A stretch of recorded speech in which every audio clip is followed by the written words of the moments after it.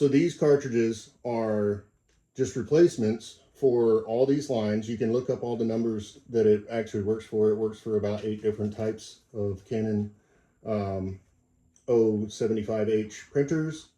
And I got these because they're way more cost effective, and their uniform density is 1.4, which is excellent.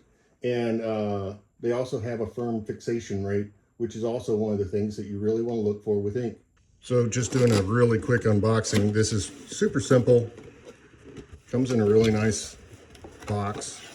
And then you have the 4 cartridges, and they're well padded, so it's not going to break in transit.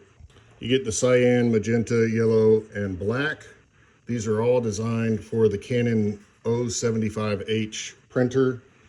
Each one of these is designed for 3,500 pages, which is great. Comes with a 2-year manufacturer's warranty, and then it also comes with instructions on how to install the ink. Doing a real quick look so anyone purchasing online can see if it looks like theirs. There is a list on the page of what printers this fits. It comes with your little pull tab and a protective cover that you take off. So this is the only complaint that I have found at all.